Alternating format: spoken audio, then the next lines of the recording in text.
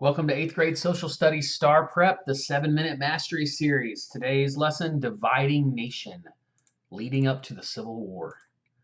Andrew Jackson, after narrowly losing the election of 1824, he became president in 1828, thanks largely to less voting restrictions so more common people could vote. As Jackson, well, he was considered a common man himself. He was really the first president that didn't come from noble birth or was one of the founding fathers or family of founding fathers. He was considered a common man. He was far from common, but he was considered a common man. So these voting restrictions being eased up, allowing more people that did not own as much land, weren't as rich, to be able to vote. He gained his fame as a general in the War of 1812. So during the early 1830s, there was a lot of unrest about high-ranking officials gaining positions due to political favoritism. Men like Andrew Jackson were notorious for putting people in place politically based on, again, political favoritism. So one other thing to note, we haven't really seen it in the STAR test, but you might, is that Jackson struggled. He had a fight with the National Bank throughout his presidency. I'm not going to go into great detail now, but it's worth noting. He also famously withstood the Supreme Court, we've talked about this before, and allowed Georgia to take Indian land and signed the Indian Removal Act. A country dividing. So Missouri Compromise in 1820, with northern states opposing slavery and southern states supporting it, a decision to allow Missouri to join the Union as a slave-holding state and Maine as a free state was made, drawing a line of latitude at 3630 below Missouri there. New states in the north would be free, new states in the south would be slave. This didn't last very long because there's still more tension. The nullification crisis. This happened during Andrew Jackson's presidency. South Carolina threatened to secede, so to leave the Union, over some tariffs and taxes they felt were unfair. They believed they had the right as a state to overrule and nullify federal laws. Basically, Jackson refused and threatened to go down there and make sure it didn't happen. Eventually, South Carolina did not secede, at least not yet. Annexation of Texas. So again, we're seeing splitting and dividing with the states here. Annexation of Texas, well, this was Texas, we know, gained their independence from Mexico, and Texas was its own country. Soon enough, Texas joined the United States as the 28th state. They joined the Union as a slave state, again, putting more pressure on the hotly debated slave state, free state issue. The Compromise of 1850. It included 5 bills, and in these bills, the most notable was probably, and the most controversial by far, was the Fugitive Slave Act, which allowed the legal capture of escaped slaves who fled to northern freedom to be brought back as slaves to the South.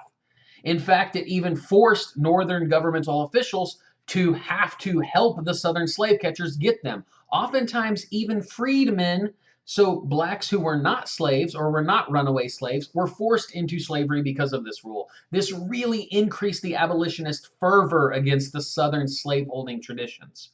Uncle Tom's Cabin was a fictional book written by Harriet Beecher Stowe. She was denouncing the terrors of slavery, and this increased, again, opened the eyes of many abolitionists to the terrors and the terrible things going on in slavery. The Kansas-Nebraska Act in 1854 allowed for popular sovereignty in these newly formed territories. The idea of popular sovereignty essentially just means that the people in the state could vote whether or not they wanted to be free or slave state. This sounded good, but it led to what was known as Bleeding Kansas, which were violent clashes between pro and anti-slavery protesters. These people were from the South were going to Kansas, people from the North were coming down to Kansas. They were fighting over what that state would become, free or slave. It was a terrible thing with a lot of atrocities, a lot of murders.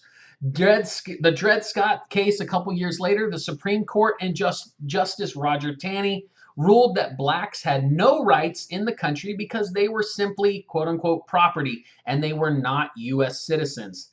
This, understandably, really upset blacks and abolitionists alike.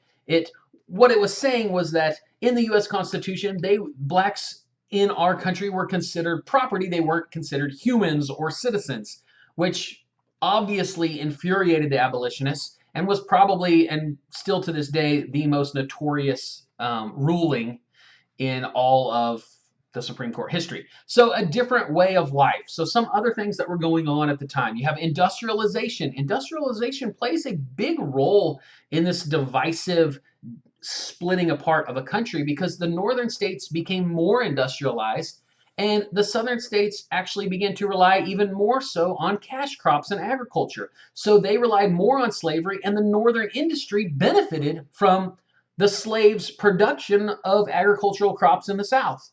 So the northern states' population grew rapidly due to the growth of these mills, industry, and factories. Cities grew and populations became more dense. Population increased or production increased with factories, and costs were low with an abundance of cheap labor. That cheap labor was immigrants. A lot of times it was Germans or Irish. Irish came over because of the potato famine. Now the southern states, they were less dense population. They had large plantations. Wealth was because of cash crops. This led to a strong demand for slaves. Even northern industry relied on cash crops from slave-held southern states. Inventions like the cotton gin incentivized slavery as well. So the western lands, there's a difference here. Now, these western lands of the country, mining was a big part. You have the California Gold Rush of 1849, and agriculture was a part of the industry as well. So these new lands out west were a place for Chinese immigration, but other areas also became a battleground for anti-slavery versus slavery, like Kansas and Nebraska. All right, so let's get to some questions. Congress passes Fugitive Slave Act. Which of these directly resulted from the event announced in this headline? As always, you press pause, find your answer, then press play when you're ready to see it. Here's the answer. The abolitionist movement gained momentum in the North. Remember I said that infuriated the Northerners, that the Southerners were coming up and taking blacks from their communities and hauling them down south as slaves. What was the primary question surrounding the 1832 nullification crisis? Press pause. Here's your answer.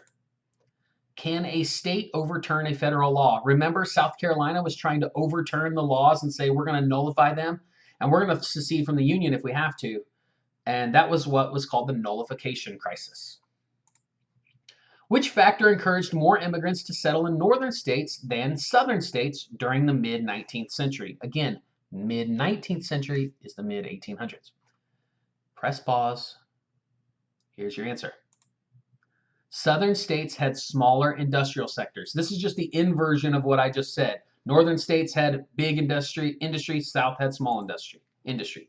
The economies of the new western states were very different from those of the northern states in the mid-1800s. One major difference was that western states, press pause, here's your answer, focused on mining and agriculture.